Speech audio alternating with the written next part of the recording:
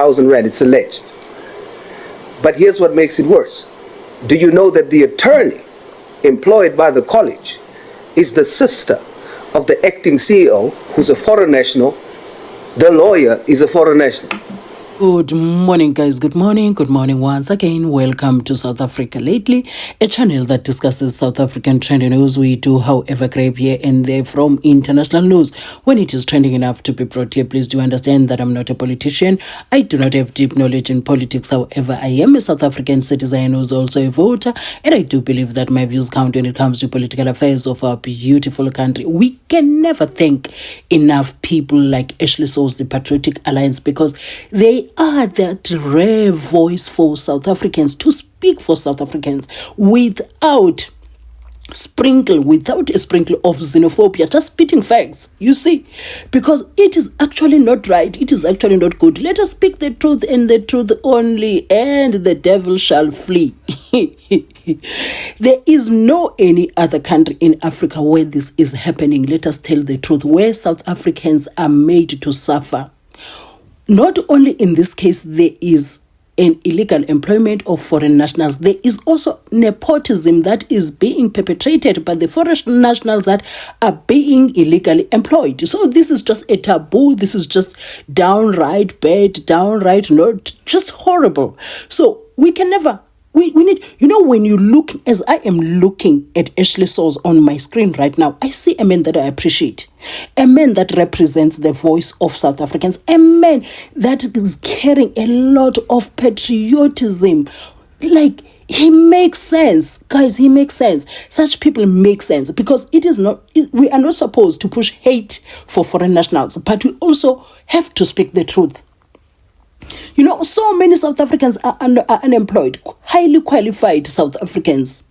The employment of foreign nationals should not be at the detriment of the livelihoods of South Africans. That is just, no, it is not supposed to be like that, because there is no, I'm telling you, there is nowhere in Africa where this is happening. And people like Ashley Sauls and Patriotic Alliance make sense. I'm just going to leave you here, guys, watching this. I'm not going to be saying more, and I'm not going to be coming back with more commentary. I'm just going to leave it here to enjoy and have yourself a beautiful day. Something illegal. Certainly, I don't deny that, but Exactly. We wanted to do even more. No. Start there. You can do more. There can be nothing more than giving South Africans jobs that they deserve.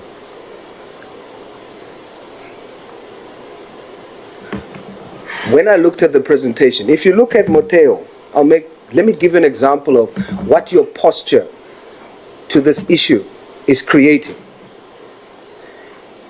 Are you aware of the allegation that Motheo, the principal, has taken Sunday World to court, and on the 12th of June paid the attorney 300,000 rand, whilst they don't have money to pay employees?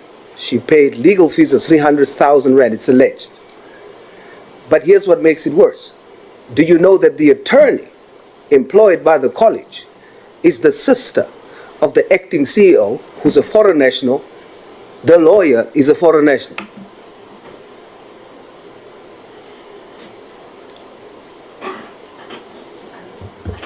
Honorable Member, if you allow me, it's Motheo TVET College under DDG Zungu.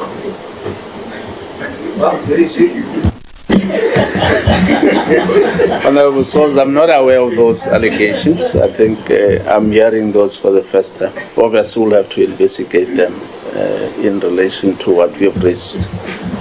Please, I put it to you that is what we have received. President. DDG, what does your policy framework on internationalization say in section 3, subsection 3.6, subsection 3.63? What does it say? I'm asking you that because the usual defense is internationalization. Kindly share that with me. Unfortunately, I don't have it here with me, Chair. Let me read it for you. Thank you. It says, initiatives to attract and retain international talent in South African job market, including positions in higher institutions, must not be to the detriment of job opportunities for equally qualified and experienced South African citizens. That's clear. It's not ambiguous. It's your framework. The institutions are not aligned to that framework. What must you do? Chair, we approved the internationalization policy framework. We published it in the Gazette. We secured all consultations. No. Okay. You're telling me what you did with the policy I just read to you. It's your policy. I'm asking you, based on that, this empowers you to act. This is the framework. And we have shown you that institutions are not in the ambit of this framework. I agree, but the challenge is the same policy, because I went and looked at it, does not give me an instrument on which to penalize or contravene a policy. My preferred way, given the complete misalignment of multiple institutions with the internationalization policy or the legislation. I have to stop you. Do you know what you're saying? You're saying they're wrong. But there's no document that tells me what must I do when they're wrong. The document shows me a framework when they are wrong, but what to do with them when they're wrong, there's no document. I don't know what to do.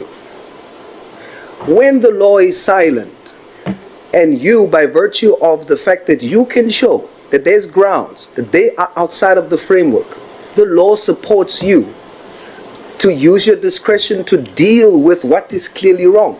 Let them be the ones that says you did something illegal. But you sitting there, waiting for something to tell you, while South African citizens are suffering, like Professor Mpekwa. CUT has given preference to a foreign national over a qualified South African. And it's your posture that is in this way that is causing her still to be marginalized. The same foreign national that is now the dean at CUT, the same foreign national has employed an HOD in her faculty. That's a foreign national over and above a South African that has 10 more years of experience than that gentleman. You know why? It's your posture, your nonchalant attitude, while South African academics are suffering. Let me show you another example of what your posture, DDG and the department, what your posture, your nonchalant attitude is doing to these people that are doing this wrong thing to South Africans, how they talk to them. I'm going to read you emails of CUTUS liquidators. They went to voluntary liquidation, voluntary. The same people that agreed to the liquidation of the subsidiary was the management of the subsidiary and the management of the principal institution.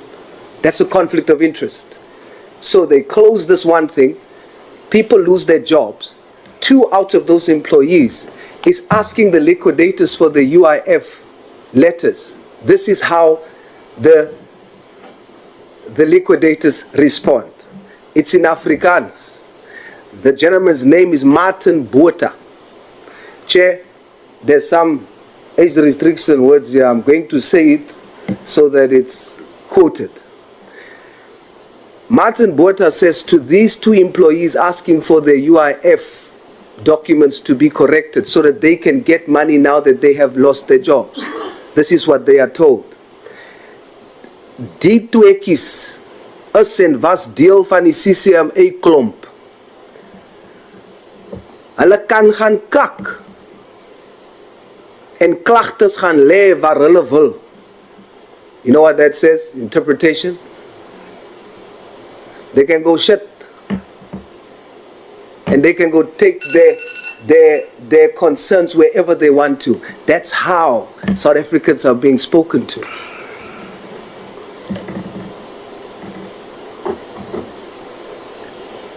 Almost done, Chair. Listen to what they continue to say, the same gentleman. When calling mommy to the rescue did not work. Like you, I have time on my hands at the moment, not because I'm unemployed or being on a mission, but because I manage my time effectively.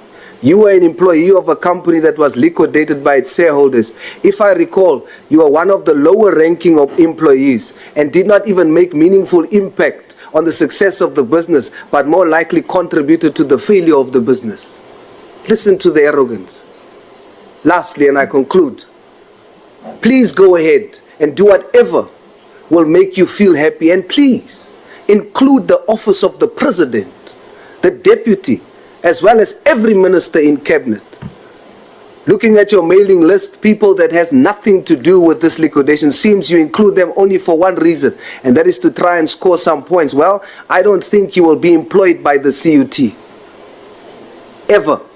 But that is their prerogative. Maybe you are an attention seeker, I don't know. At the end, you are unemployed and most likely will remain so because you have time to write emails instead of sending out your brilliant CV.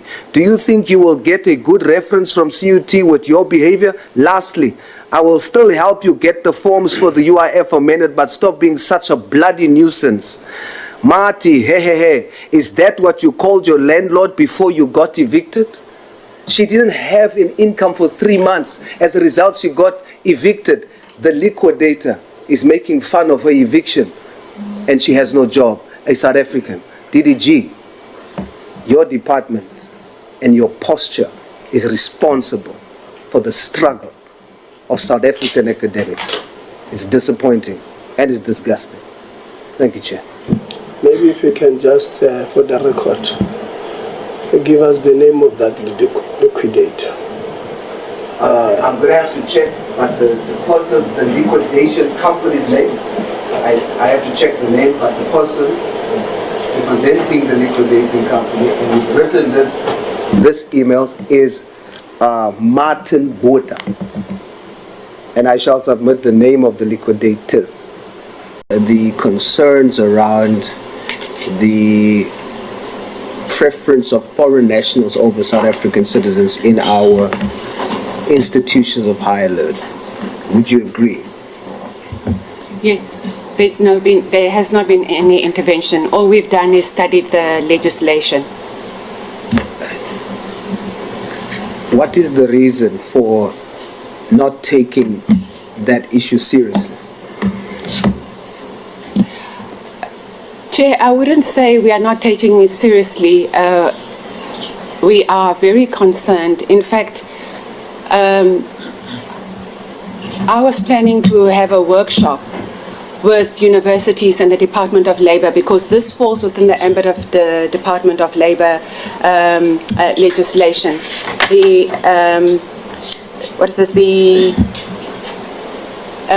employment equities with foreign employment or Employment Services Act of 2014. So I felt that given the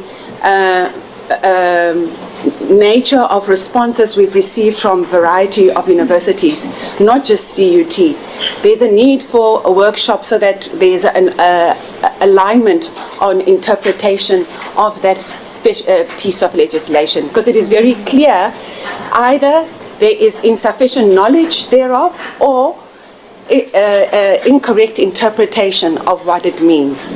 I think there's a mistake there in terms of the approach. We are sitting here with a situation where South African citizens are not getting employed and foreign nationals are being preferred over them. A workshop for all of you to get an understanding does not change that reality. My question is around intervention in decisively acting against this. It's there. It's a fact. And so what's disappointing for me is I listened to the presentations. The issue of foreign nationals has been mentioned twice. Once on the Gauteng side of things, just to say that there is foreign national lecturers, but they were there before, and going forward, South Africans will be prioritized. What that says is, it's an admission that South Africans was not prioritized. Then in the second occasion, no, not yourself, the presentation was made by your colleague DDG there. Then in the other presentation,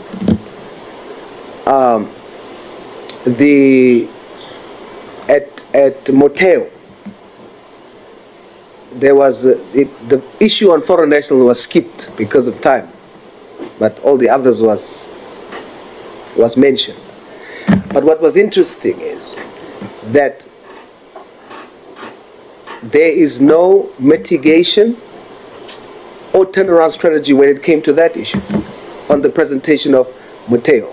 Do you see the unintentionalism in terms of your posture and your approach as the department on this very important issue? So I cannot speak for, I think the DG indicated that the different components of the PSET system are governed by different pieces of legislation. Who must I ask? Please allow me, Chair, let me just say it's just because of my time, because yes. you're referring to the presentation Okay. that so who must I ask here? Who must I ask here? If it's not you, who must I ask? I was just going to give you this response, that there are different pieces of legislation in governing the different components of the PSET sector. What is common is the legislation that falls under Department of Labour. On our side, when I turned to the legislation immediately after that meeting with the CUT, I confirmed, because you got 3 different responses in that meeting, Chair. I turned to legislation, and it is very, very clear that the Higher Education Act gives complete right of employment to the council and the vice-chancellor of a university. So we don't have powers. That's the first thing. You see, second thing, you know what you're doing. The second thing is that the multiple interpretations suggest. May rather do that. Are you saying because of the interpretations, what they are doing is right? No, what they need, rather than, because the legislation is so clear about their powers, is to consult them and persuade them to do differently. No, they're doing something illegal. And you know why they continue to do it? Because you have that posture. That is illegal, what they are doing. There is no law in our country that encourages, when a South African citizen is qualified, that you give preference to a foreign national. There's no law that justifies that. Do you agree? Absolutely, Chair. So your posture should not be to consult. Your posture should be to direct